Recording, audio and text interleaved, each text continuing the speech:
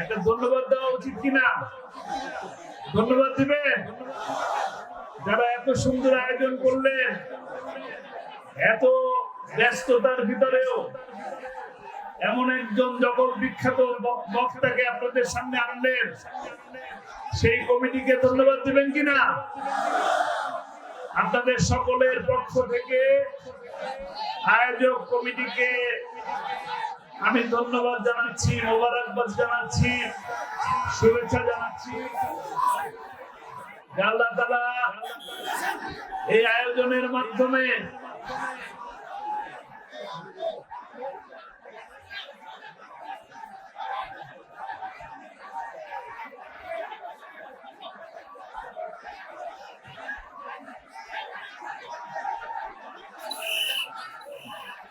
কথা বলবেন না কথা শুনবেন? কথা বলবেন না শুনবেন? শুনবেন? তাহলে চুপ থাকতে হবে। রাজি আছেন? বসে পড়েন। মেহরবানি করে যার যে স্থানে দাঁড়িয়ে আছেন সে সেই স্থানে বসে পড়েন। কারণ আপনি দাঁড়িয়ে আছেন বলে পিছনের মানুষ আপনাদের প্রিয় বক্তাকে দেখতে পারতেছেন না। বসে পড়ে। বসে পড়লে আপনারা মুফতি আমির হামজাকে দেখতে পারবেন ইনশাআল্লাহ। বসেন।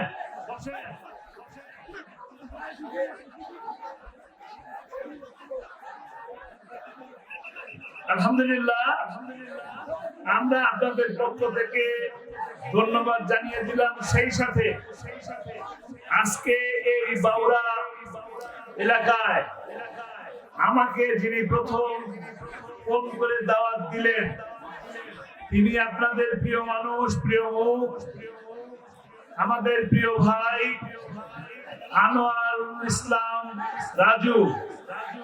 আপনারা কি আনোয়ারুল ইসলাম রাজুকে চিনেন? আনোয়ারুল ইসলাম রাজু ভাই আজকে আপনাদের সামনে আসতে পারেন নাই।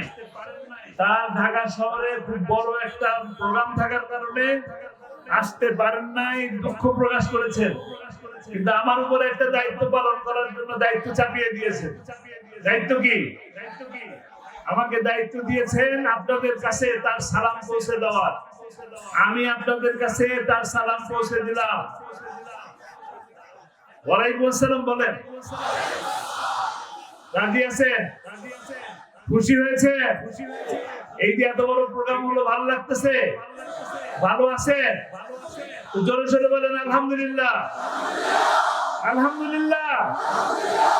ডান পাশের মানুষরা কি আসতে বলে? জোরে, আরো জোরে। বাম পাশের মানুষ আলহামদুলিল্লাহ।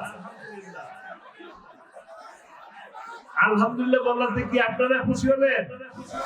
কে খুশি হলো? কে? আরো জোরে শুনতে চাই। আল্লাহ কবুল করুন। আমরা যে অবস্থায়, যখন যেখানে যে অবস্থায় থাকি না কেন, মহান আল্লাহ রাব্বুল আলামিনের দরবারে শুকরিয়া আদায় করতে একটুও কার্পণ্য করব না। রাজি আছি? সর্ব অবস্থায়, সব সময়, জেলে থাকেন, রিমান্ডে থাকেন, অসুস্থ থাকেন, হাসপাতালে থাকেন, যত বিপদেই থাকি না কেন আল্লাহর কাছে শুকরিয়া আদায় করব আলহামদুলিল্লাহ। কারণ এর থেকেও বড় বিপদ, এর থেকেও বড় অসুখ, এর থেকেও বেশি বড় জুলুম আমার উপর আল্লাহ চাপাই দিতে পারতেন। আল্লাহ আমাকে দয়া করেছেন যে আল্লাহ ভালো রেখেছেন, নাকি? বলি আলহামদুলিল্লাহ।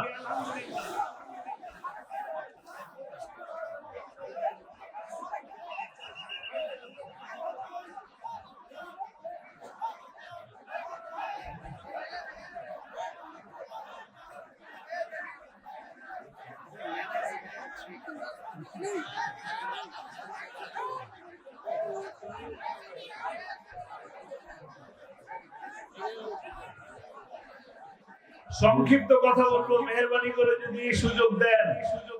আপনারা কি সুযোগ দিবেন? রাজি আছেন? কোন শব্দ করবেন না। আমি যখন বলবো তখন শব্দ করবেন, এছাড়া কোনো শব্দ হবে না। কথা বলা যাবে না, ধাক্কাধাক্কি করা যাবে না। এ জমিন কার? এ আসমান কার? এ নদী কার? সমুদ্র কার? অক্সিজেন কার? কার অক্সিজেন নিচ্ছি? আইন চলবে কার? আল্লাহ। সৃষ্টি যার, আইন চলবে তার। ইনিল হুকমু ইল্লা লিল্লাহ। আল্লাহ তাআলা সেই তৌফিক দান করুন আমাদেরকে। আমরা এই জমিন, গোটা বাংলাদেশ সহ সারা বিশ্ব আল্লাহ তাআলা একটা হুকুমের মাধ্যমে সৃষ্টি করছেন। কোন সন্দেহ আছে? সন্দেহ নাই। আল্লাহর সৃষ্টি এই জমিনে আল্লাহর আইন বাস্তবায়ন করার জন্যই আমাদেরকে সৃষ্টি করেছেন। আল্লাহর আইন বাস্তবায়ন করার জন্য আল্লাহ তাআলা আমাদেরকে এই কোরআনের মতন মহাপবিত্র গ্রন্থ আল্লাহ তাআলা আমাদের কাছে পাঠিয়েছেন। এই গ্রন্থ বোঝার জন্য, গ্রন্থকে চেনার জন্য, গ্রন্থ অনুযায়ী এই কোরআনকে কোরআনের মতন করে চলার জন্য আমাদের জন্য নবী করিম সাল্লাল্লাহু আলাইহি সাল্লামকে গাইড স্বরূপ পাঠিয়েছেন, নেতা হিসেবে পাঠিয়েছেন। সেই নেতা আমাদেরকে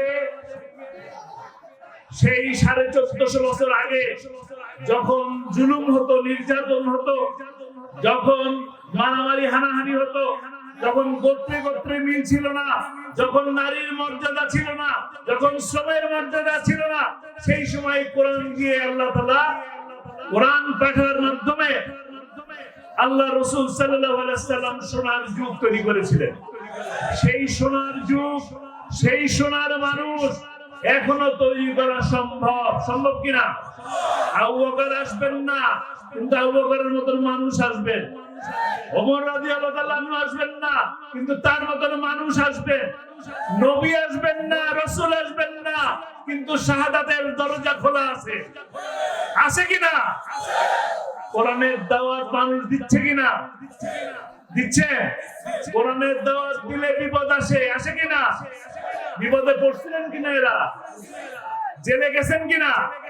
হাত উঁচা করতে পারলে এখানে অসংখ্য মানুষ পাওয়া যাবে যাদের অনেকের হাত উঁচা হবে। অনেকেই মামলা খেয়েছেন, জেলে গেছেন, আমি সেই কথা বলবো না। কিন্তু আপনাদের প্রিয় মুফাসসির, আপনাদের প্রিয় কোরআনের পাখি শহীদ আল্লামা দেলোয়ার হোসেন সাঈদী রাহিমাহুল্লাহ 50টি বছর একটা কাজই করেছেন। কি কাজ? কোরআনের পাখির কাজ কি ছিল? কোরআনের দাওয়াত আপনাদের সকলের কাছে পৌঁছে দেওয়া। কোরআনের দাওয়াত পৌঁছে দেওয়ার অপরাধে, কোরআনের কথা বলার কারণে, কোরআনের রাজ প্রতিষ্ঠা করার চেষ্টা করার কারণে তাকে 13টি বছর জেলে থাকতে হয়েছে।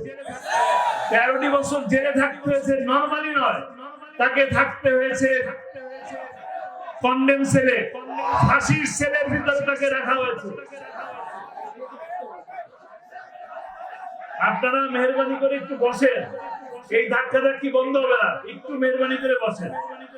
তাকে 13টি বছর বন্দী করে রাখা হয়েছে পৃথিবীর নিকৃষ্টতম মিথ্যা মামলা দিয়ে।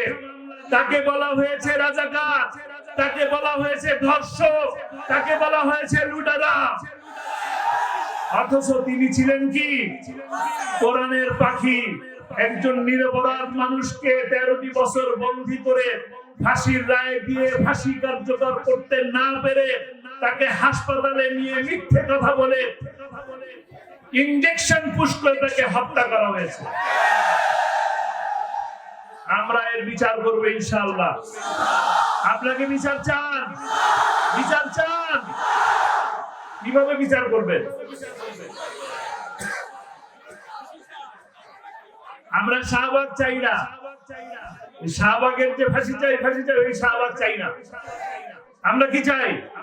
তিনি যে কোরআনের রাজ প্রতিষ্ঠা করার জন্য জীবন দিলেন, তার প্রতিটি মাহফিলের ভিতরে শেষ কথা ছিল কোরআনের রাজ প্রতিষ্ঠা হয়ে আল্লাহ যেন আমার মৃত্যু দেন। সেই কোরআনের রাজ প্রতিষ্ঠা করতে দেখা অবস্থায় তিনি যেতে পারেন নাই। পেরেছেন?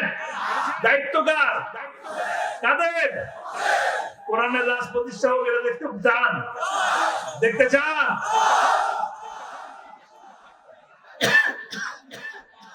যদি দেখতে চান, যদি কোরআনের রাজ প্রতিষ্ঠা হয়েছে এই দৃশ্য দেখতে চান, এরকম শান্তিময় পরিবেশ যদি বজায় রাখতে চান, এই দেশকে যদি একটি কল্যাণময় রাষ্ট্র প্রতিষ্ঠা করতে চান, তাহলে কোরআনের পক্ষে থাকতে হবে।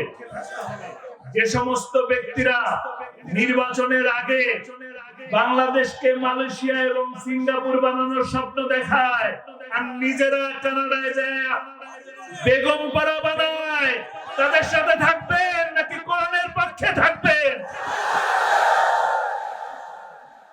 যে সমস্ত ব্যক্তিরা আপনাদের টাকাকে নিয়ে শেয়ার বাজার লুট করে তাদের পক্ষে থাকবেন নাকি বন্যায় যারা সাহায্য করার জন্য চলে যায় তাদের পক্ষে থাকবেন?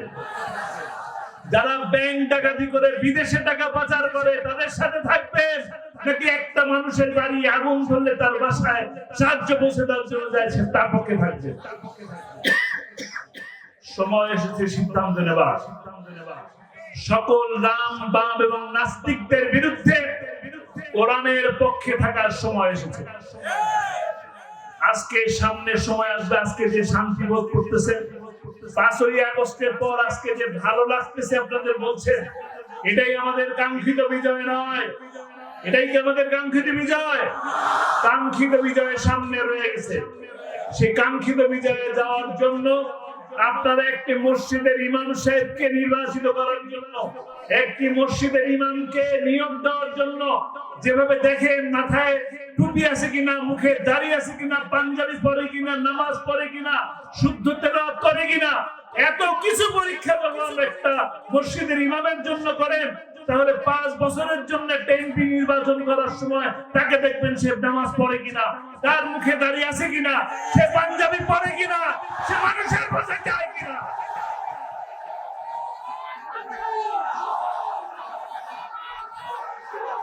অনেক সময় নাই, অনেক সময় নাই, অল্প কিছু সময় আছে।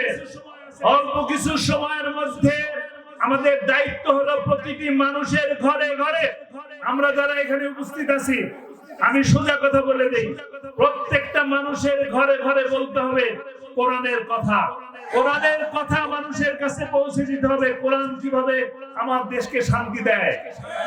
কোন হিন্দু ভাই অসুবিধায় পড়বে না, কোন হিন্দু ভাই অসুবিধায় পড়বে না, কোন খুনি রেহাই পাবে না। রেহাই পাবে? কোন খুনি কি রেহাই দিবেন? 28 অক্টোবরের খুনিকে রেহাই দিবেন? 5ই মের খুনিকে রেহাই দিবেন? 25শে ফেব্রুয়ারি এই যে 57 জন অফিসারকে যারা খুন করলো তাদেরকে কি রেহাই দিবেন? ছাত্রলীগ নিষিদ্ধ করার মাধ্যমে ছাত্রলীগকে মাফ করা যাবে না। প্রতিটি হত্যার বিচার করতে হবে। বিচার হবে ইনশাআল্লাহ। ন্যায় বিচার প্রতিষ্ঠা হবে তখন যখন আমরা কোরআনের শাসন প্রতিষ্ঠা করতে পারবো ইনশাআল্লাহ। আসুন কোরআন বুঝি, কোরআন পড়ি, কোরআন বুঝি, কোরআন দিয়ে সমাজ গড়ি, কোরআন দিয়ে নিজের জীবন গড়ি। আল্লাহ তাআলা আমায় যে কথাগুলো বললাম সেই কথাগুলো পালন করার তৌফিক দান করুন, এবং আপনারা যারা শুনলেন তারা ওই কোরআনকে যেন ধারণ করতে পারি, পালন করতে পারি, লালন করতে পারি, সেই তৌফিক আল্লাহ তাআলা আমাদেরকে দান করুন। আমি হামজা ভাই বসে আছেন, তার সামনে অনেক বেশি কথা বললাম না। আমি কথা শেষ করছি। আল্লাহ তাআলা আপনাদের সকলকে ভালো রাখুন। সেই সাথে শুধু দোয়া চাবো, একটা ছোট্ট দোয়া চাবো।